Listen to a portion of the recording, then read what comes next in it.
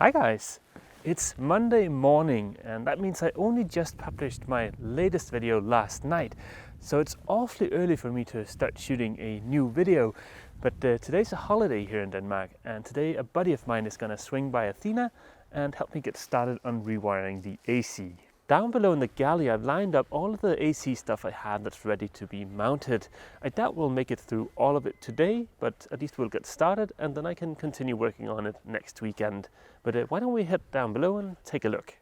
Normally when I shoot these videos I'm 100% focused on shooting the videos, but today I'd really like to also enjoy hanging out with my buddy. So I'm not entirely sure how I'm going to document the work we do today, but yeah, I'll figure it out. Let's take a look at the stuff in the galley. My buddy is going to show up in just a few minutes, so I'll make this kind of quick. First up, we have the isolation transformer. I'll get back to the benefits of having one of these a little later in the video. For now, just know that this thing is freakishly heavy. I think it's 26 kilos or something like that. Next up we have the charger, and this is a 50 amp charger, and of course it's sized according to the battery bank I plan on having here aboard Athena. These are some outlets, and I know they might look different where you're from, but this is what they look like in Denmark. Then we have some triplex marine grade 14 gauge cable clamps, and some tools. My plan for now, and this plan might very well change throughout the day depending on the feedback I get from my buddy, is to have a total of 6 outlets in here in the port aft cabin. I'll have one somewhere around here for charging a laptop so that I can lounge in the bunk watching Netflix. And then I plan on having 2 outlets inside of the locker for powering the screen and the computer, and then 3 outlets here underneath the locker, mostly for charging camera stuff. Of course, I can charge most of that stuff using DC, but I'd also like to have the option of charging it using AC, just for the convenience of it. Over here in the galley, I plan on having 3 outlets here on this bulkhead, and then a single outlet in here for powering a microwave if I should ever want to put one of those in there. The only other outlet I plan on having here in the saloon is going to be somewhere in this area over here. And that's going to be for charging a laptop or for hooking up a vacuum when cleaning in here. I think that's just about enough yammering on, so let's go ahead and get started.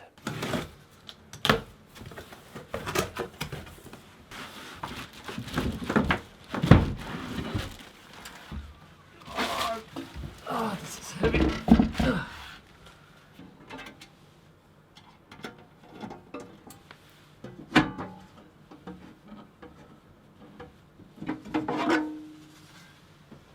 Det er meget komfortabelt, når du vant til at gå på plads. Den er god plads. Er der en tomstok her et eller andet sted, eller har jeg taget Den tog du med det. Ah, fedt. Okay, so this is where the isolation transformer is going to get mounted.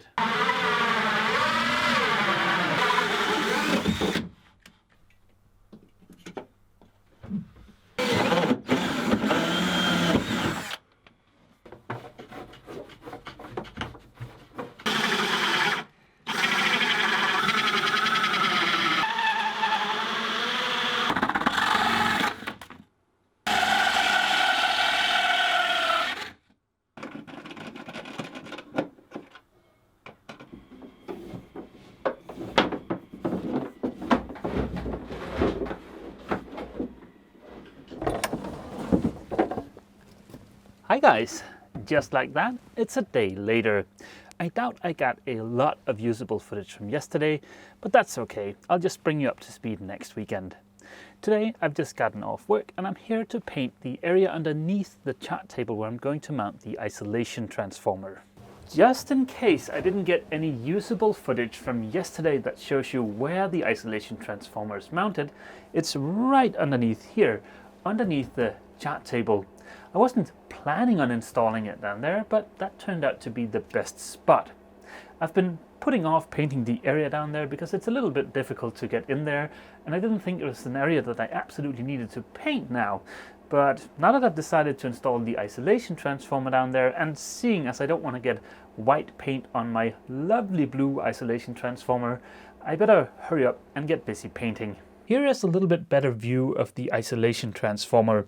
Like I said, I wasn't planning on installing it down there, but it's actually a good spot for it, and there's tons of leg room. In fact, for my legs to be able to touch the isolation transformer, I need to extend them almost fully. And I can slide down as far as I want to without my knees hitting it. So I think mounting it down there is going to turn out great.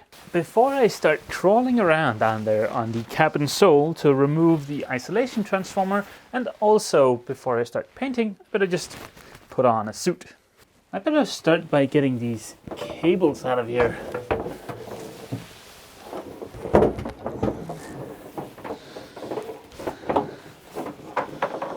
I'm not entirely sure how well my lavalier mic is going to handle me crawling around in here, but hopefully it won't be too bad. Okay, now this thing is, like I mentioned, pretty heavy, so hopefully I don't squash myself.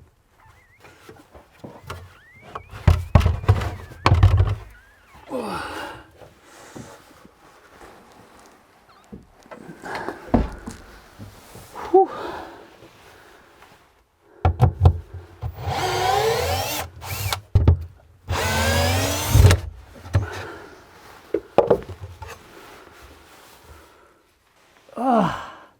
Okay, so now I just need to do a bit of sanding, some vacuuming, some masking off, and then I can start painting. And with all of the prep work out of the way, I can finally get started painting.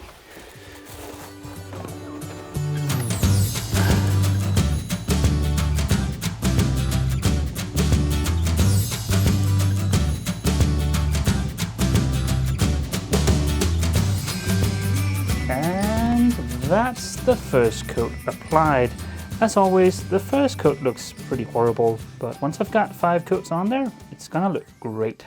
I need to rush back to Jökull, but I'll see you guys Saturday morning, and by then I should be done painting the area underneath the chat table, which means we can go ahead and install the isolation transformer and run the cable. But yeah, I'll see you guys Saturday morning. And just like that, it's Saturday morning. Good morning, guys. I've finished painting the area underneath the chat table in the port aft cabin. I've got 5 coats of paint on there and I'm satisfied with the result. So the first thing I'll do today is to mount the isolation transformer. Upon editing the first half of this video yesterday, I realized that I haven't given you guys a good look at this thing yet. So why don't we correct that by talking a little bit about what an isolation transformer is. As you might be able to see from the color of this one, this particular model is made by Victron Energy and it's capable of handling up to 16 amps at 230 volts or 32 amps at 110 volts. Going into a lot of detail about what an isolation transformer is outside the scope of this video. But if we just boil it all the way down, an isolation transformer consists of 2 windings, a primary winding which is connected to shore power and a secondary winding which is connected to the AC installation aboard the boat. There's no electrical connection between the two and power is transferred magnetically, and that's important because that gives us some of the benefits to having an isolation transformer. Now if you want to read more about what an isolation transformer is, I highly recommend you pick up this book. It's pretty awesome, and there's a link down in the description, or you could always just Google it. In my eyes, there are only 2 downsides to having one of these aboard your boat. The first one is the fact that it is, like I've mentioned, quite heavy, and as you can see, it's also quite bulky, so finding a good spot to install one of these aboard a small sailboat can certainly be a challenge. As for the second downside, well, that's simply just cost. They are a little bit expensive. I paid the rough equivalent of $800 for this one. With the only 2 downsides out of the way, let's take a super quick look at some of the benefits. And the first one is safety. Now, by touching on this topic, I'm drifting dangerously close to the hot button topic of grounding and bonding aboard a boat. And that is also outside of the scope of this video, but I'll get back to that once I start rewiring the DC. For now, just know because the isolation transformer removes the ground reference, any fault that develops here aboard the boat after the secondary winding will not seek back to Earth.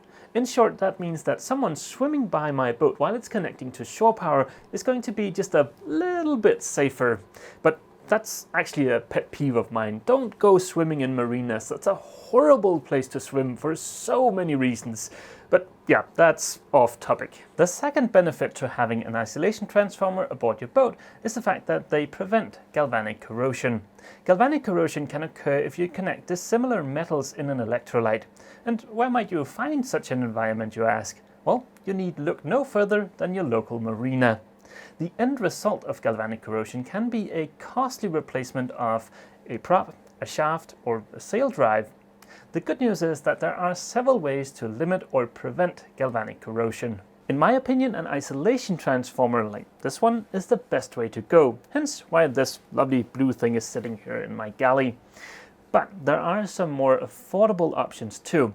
For one, you could simply just disconnect the shore power connection to your boat.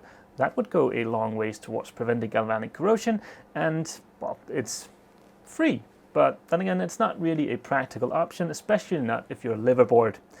And then there's another option which I heard suggested from one sailor to another sailor a few years back, and this is not a good idea, but that one sailor recommended to the other that he should simply just disconnect the ground conductor. That of course is a horrible piece of advice, but it would kind of limit the amount of corrosion that could occur, but not really a good piece of advice. Then another option would be to get a galvanic isolator. Those are a little bit more affordable than an isolation transformer, but then again, they have their limitations and you don't get all of the benefits you do with an isolation transformer. In order for this video not to become too boring, I've decided to limit myself to 3 benefits to having an isolation transformer aboard your boat.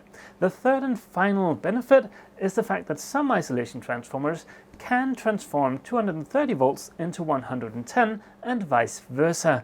So that means when I sail to the US, I'll still be able to use most of my 230 volt appliances here aboard the boat. That's very neat. But you need to be aware that although this will change the voltage, it won't change the frequency. So while I'm in the US, I'll have 230 volts here aboard the boat, but it will be at 60 Hertz, which is used in the US, and not 50 Hertz, which is used over here. I think an induction motor is going to be the best example of something that might be affected by that, but for me, I don't think it's going to be a big issue. In this particular isolation transformer, the way you set the input voltage and the output voltage is by moving some jumpers around. As you can see here, it's documented right on the PCB what you need to do, which is kind of neat. So for a 230 volt input, you need to connect these two. And if you want to have an input of 110 or 115 volts, you need to connect this one to this one and this one to this one. Seeing as I am in Denmark, I'm just going to connect these two. In this configuration, I'll have an input of 230 volts, and I've put a jumper over here so that I'll also have an output of 230 volts. And I'll just save these 2 extra jumpers for when I arrive in the US. There are a couple of other jumpers in here that's worth knowing about. For instance, this one over here. It says up here, if vessel on shore, connect J34A with PE wire to J34. So that means doing something like this, and then connecting it to this one. Over here are the last 2 pins worth noting in here. If you connect these 2 using this little jumper here, you're connecting the neutral and the ground on the output side, and that's something you'd commonly do on an inverter or a generator or an isolation transformer. But I've been yammering on for far too long already.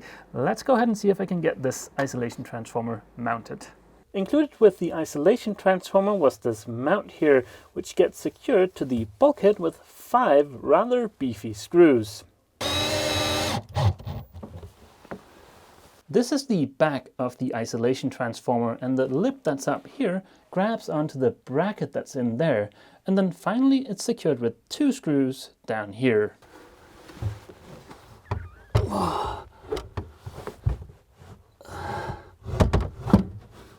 Oh, whew. It's up there. Ta-da! That looks pretty cool if you ask me. I'm going to sort out the cables next, but before I do that, there's something I need to mention. Over here in Denmark, we are quite limited when it comes to what we're actually allowed to do on our own when working with AC. Most things requires one of those newfangled certified electricians. What I'll do here aboard Athena is I'll run all of the cable on my own, and I'll put up the outlets where I want them, and then before doing anything else, I'll have an electrician swing by, inspect everything, and let him do the final hookup. Now, technically speaking, I'm not allowed to run the cable on my own, but doing it this way, it just makes so much more sense because I know where the DC is going to be, so I can steer clear of that, and I know which compartments would be okay to run AC wiring in, and it's just a lot easier to do it this way, and the end result should still be a legal AC installation. Now, I'm not going to show you guys me putting in 200 and some odd cable clips. That would be horrendously boring. But instead, I think we'll just skip ahead till I've gotten this section under control. So far, so good. Now, a professional might have been able to make that look a little bit better, but that's okay. You won't really see that unless you're crawling around underneath the chart table. Good morning, guys. It's Sunday morning. I'm sorry about the abrupt ending to yesterday. Spring is here, that means there's lots of people in the yard, which means lots of distractions.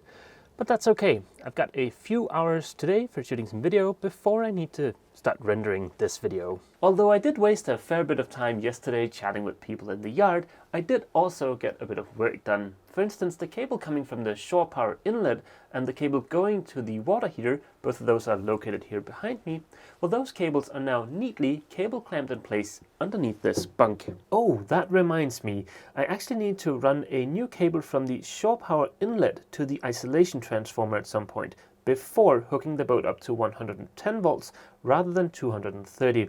Right now, I just don't have a gauge of wire that's thick enough, but I figured I could pick some up on my next visit to the US. By running the cable coming from the shore power inlet and the cable going to the water heater underneath the bunk here, I was able to avoid having any AC cables in the engine compartment, and that's a big improvement over the old installation. There used to be a huge bundle of AC and DC just all clumped together in there, so yeah, I think this solution is much better. There are 3 cables coming out from underneath the bunk. This one comes from the shore power inlet, this one goes to the water heater, and this one goes to the outlet that's in the bunk. And that's the outlet right over here.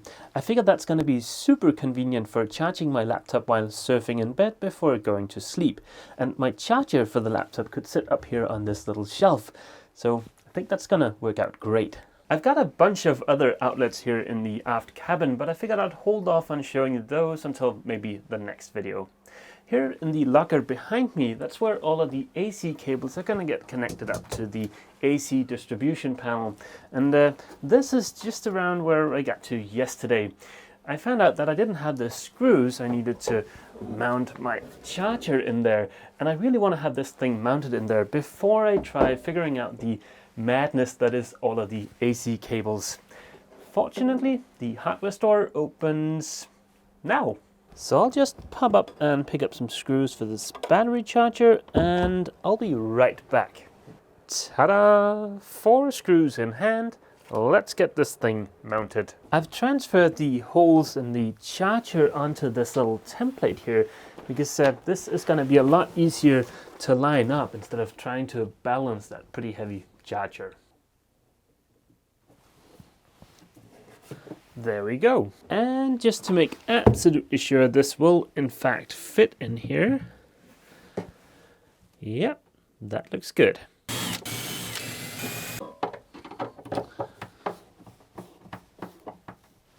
And there we go. I'm only going to put in 2 screws now because I might need to remove it later on. So 2 will do for now. Right now I've got 8 AC cables terminating in the locker in there, and when I'm done I think I'll have an additional 3. My goal for the locker is to keep the cable management as neat as I possibly can and to keep good separation between the AC and the DC. I need a minimum of 10 centimeters or else I'll have to use conduit. The two cables coming out of that piece of conduit down there is an example of somewhere where I can't have that separation between AC and DC.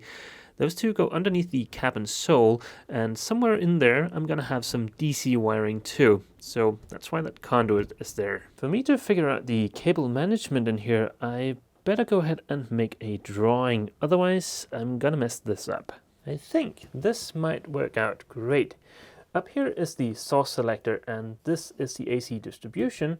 And these holes here, they represent holes in the locker where cables are entering into the locker. So I've got two coming down here and the rest coming up from down here. I think this could work. And this would provide excellent separation between AC and DC because all the DC is way over here. The only issue I can really see with this is trying to figure out where to run the cable for the generator when or if I choose to put one of those aboard the boat. But I'm sure I can figure something out. It was a good thing I started out by just making a drawing because I almost forgot about this box here. This will have to be wired in between the source selector and the distribution panel. But yeah, I think I'll leave the cable management of that locker as a bit of a cliffhanger for the next video. I'm fast running out of time. In fact, I need to start rendering this video in about 20 minutes. So I'm gonna stop the video here. But before I do, I wanna make sure to mention that I'm not an expert when it comes to AC, and I'm in no way certified. I have done a fair bit of reading before starting this project, but who knows? The electrician I'm gonna have check everything out might find some kind of horrible mistake. What I'm trying to say is, don't just blindly go copying what I'm doing here aboard Athena. Okay guys, that is going to be it for this video. Remember, if you've enjoyed this video, leave a like, and as always, feel free to leave a comment down below. See you!